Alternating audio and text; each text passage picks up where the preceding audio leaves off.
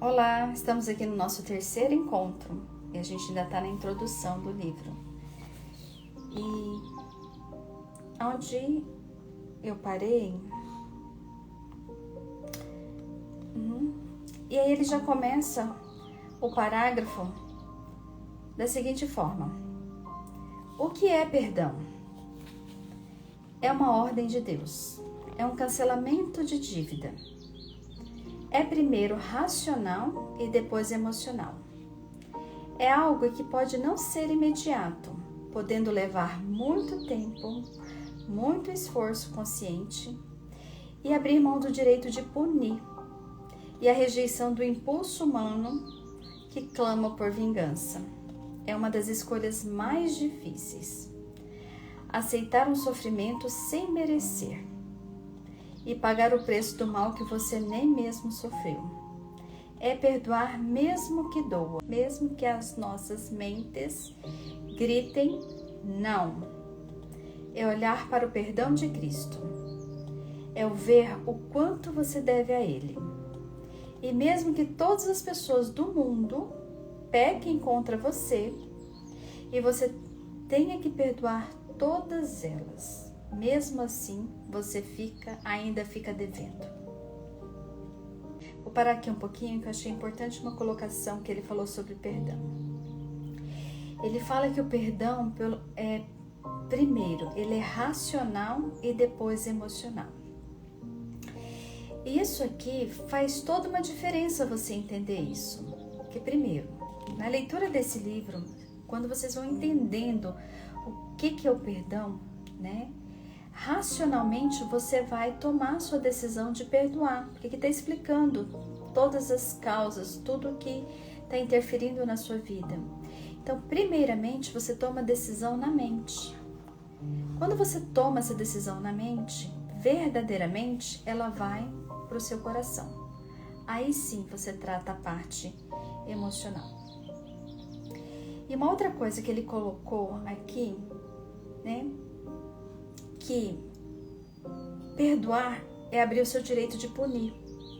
Se alguém te fez o mal, aquele desejo de vingança, de punição, você abre mão dele. E a colocação que faz aqui ainda muito profunda, né? Do perdão de Cristo, né? Por mais que todas as pessoas do mundo pequem contra você, mesmo se você perdoar, você ainda fica em dívida. Olha o quão profundo é isso. Então, o perdão, ele foi algo dado a nós.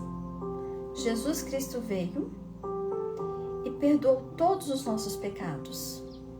Ele morreu na cruz, perdoou todos os nossos pecados. E a gente não consegue fazer isso. Continuando.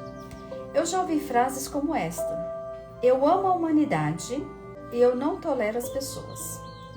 Fato inequívoco, né? Que todos nós decepcionamos com as pessoas e as pessoas nos decepcionam. As pessoas têm capacidade de nos aborrecer e nós de aborrecer as pessoas. Quando eu morava na Europa, fui convidada a realizar uma cruzada evangelística na ilha de Córcegas. Fica mais ou menos 2 horas de avião de Paris. Foi nessa ilha que nasceu Napoleão Bonaparte. Depois de ministrar a primeira semana, fui convidado para almoçar na casa de um casal francês e ele tinha todo o ritual de servir, pois são mestres em gastronomia. Em primeiro lugar, serve uma bebida, depois uns petiscos e a seguir uma sopa, e na sequência uma salada, e finalmente a refeição. Quando pensei que já havia terminado, o anfitrião trouxe queijos e entre eles um especial. Exclamou o dono da casa: este, pastor, é só para ocasiões especiais como esta. E quando ele desembrulhou o queijo, o cheiro forte tomou conta do ambiente. Ele cortou o queijo e vi vários bichinhos pulando e se mexendo. Eu até pensei, parece que são pentecostais. Mas se falar em línguas estranhas, o milênio já começou. O dono da casa me disse: este queijo é caríssimo. Pastor, eu comprei para o amado. E essa altura eu estava para pôr para fora tudo que havia comido, como eu disse. meu amado irmão, não gosto muito de queijos, pois dizem que quem come muito queijo esquece-se das coisas. Ele então replicou: paguei quase 200 euros nesse queijo. Pensei, que queijinho fedido caro. Eu tinha aprendido umas palavras em francês. Então, não hesitei um segundo e resolvi gastar meu francês. Non, merci. Não, obrigada. Eu não como este tipo de queijo. Em meio a todos esse acontecimento, estava conosco uma amiga do casal, que nos disse que estava passando o momento mais difícil da sua vida. Ela compartilhou que tinha 37 anos de idade e estava com um pai de 70 anos preso. Quando ela ia trabalhar, deixava seu filho de 5 anos de idade com a avó, que cuidava do garoto desde que ele estava com 2 anos de idade. Certo dia, ela chegou na casa e flagrou seu filho de 5 anos de idade se masturbando. Ela achou muito estranho aquela atitude para uma criança daquela idade. Ela é enfermeira e começou a indagar o filho com quem havia aprendido tal prática. Para sua surpresa, seu filho disse: o vovô faz isso e isso comigo, e me ensinou a fazer assim e outras coisas mais. Naquele instante, ela percebeu que seu pai havia violentado seu filhinho. E ela não pensou 2 vezes em denunciar o pai à polícia. E resolveu também relatar que quando a sua mãe abandonou seu pai, ele estava com 8 anos de idade, e sua irmã de 6 anos, e seu irmão de 4 anos de idade. Naquela época, seu pai abusou dela sexualmente e, para surpresa, ele havia feito o mesmo com seus 2 irmãos. Eu fiquei perplexo e indignado, porque a questão da pedofilia é algo muito sério, não só em nosso país, mas no mundo inteiro. Coloquei-me no lugar daquela mulher que estava flagelada, destruída emocionalmente. Você, prezado leitor, prezada leitora, quem tem filho ou filhas, consegue entender a dor e a angústia daquela enfermeira mãe? Um sentimento misto tomou conta de mim, de indignação, de revolta e um pouco de impotência. O nosso lado humano quer fazer justiça com as próprias mãos, mas a razão domina, e graças a Deus que somos nascidos de Deus. Eu disse à mãe enfermeira: você tem 2 opções. Ou você perdoa ou você adoece. Quando nutrimos mágoa no coração, tornamos-nos escravos de ressentimento. A amargura lastra em nossas raízes e produz 2 frutos malditos: a perturbação e a contaminação. Uma pessoa magoada vive perturbada e ainda contamina as pessoas à sua volta. Quando guardamos algum ranço no coração e nutrimos mágoa por alguém, acabamos convivendo com essa pessoa de forma ininterrupta. É como se estivesse com um morto amarrado nas costas. Se vamos descansar, essa pessoa torna-se o nosso pesadelo. Se vamos assentar para tomar uma refeição, essa pessoa ela tira o nosso apetite. Se o nosso propósito é sair de férias com a família, essa pessoa, ela pega carona conosco e estraga nossas férias. Por essa razão, perdoar não é apenas uma questão imperativa, mas também uma atitude de bom senso. O perdão alivia a bagagem, tira o fardo das costas e é uma atitude terapêutica para a alma. O maior beneficiado com o perdão não é quem recebe, mas sim quem oferece ou quem dá. Quando perdoamos, estamos dizendo a nós mesmos, para que as pessoas à nossa volta, para o mundo, que Deus ainda é justiça em nossas vidas. E que Deus é maior do que a nossa dor, dos inimigos, dos algozes e do que a ferida da nossa alma.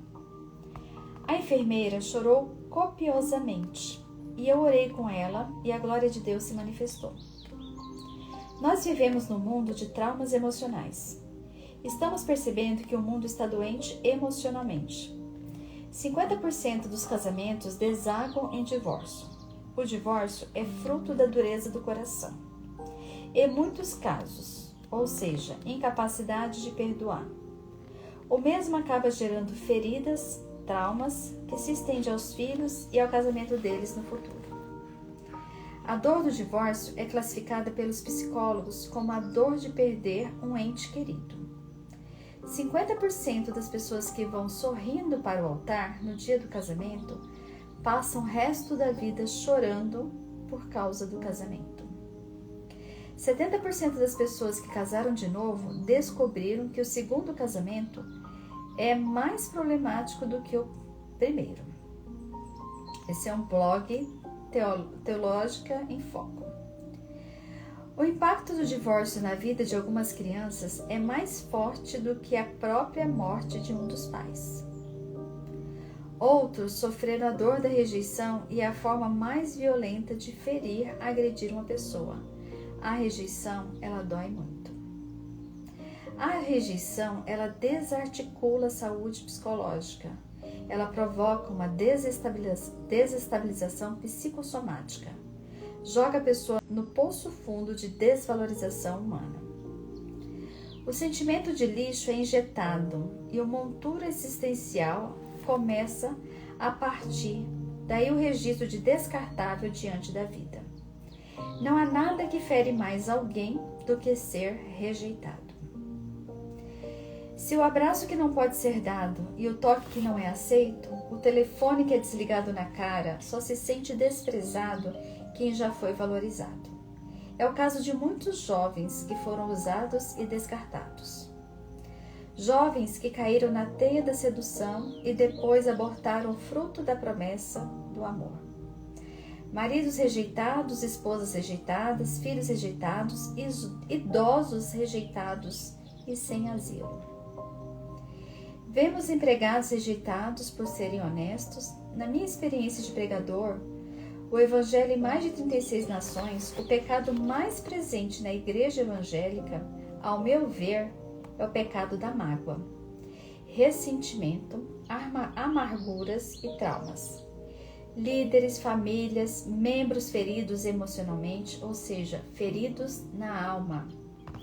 Estamos falando de feridas da alma, feridas emocionais ou espirituais.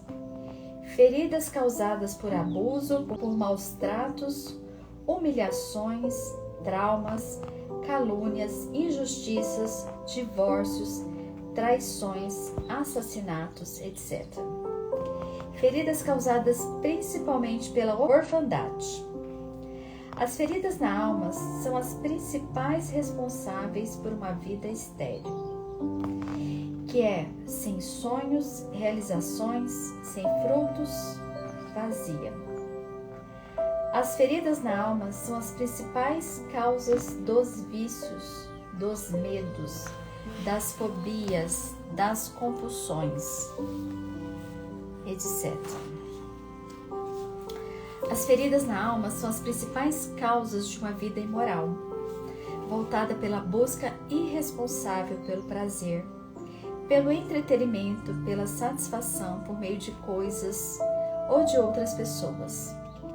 As feridas na alma são as principais causas de rebeldia, da procura pelo escândalo e da busca pela atenção e pelo reconhecimento a qualquer custo. Pessoas feridas ferem. As pessoas mais difíceis de lidar são as mais feridas. Sua agressividade, o seu temperamento difícil, na verdade, são um grande pedido de socorro. As feridas, elas abrem brechas espirituais em nossas vidas. Essas brechas, elas abrem portas em nossa mente para a ação de demônios. Eles se alimentam de nossas feridas e produzem em nós toda a sorte de sofrimento. São as doenças, os pecados, os conflitos. Feridas não tratadas geram ainda mais iniquidades. As gerações seguintes perpetuam as feridas. Mesmo após o encontro com Jesus, é precioso tratar as feridas. A salvação em Cristo tira a iniquidade da vida, mas as heranças que recebemos dos nossos pais, da nossa vida passada, precisam ser identificadas constantemente e levadas à cruz. O que chamo de padrões doentios familiares se faz necessário romper esses padrões, e só é possível vivendo segundo a palavra de Deus, desconstruindo uma velha mentalidade e vivendo uma nova mentalidade, segundo a palavra de Deus.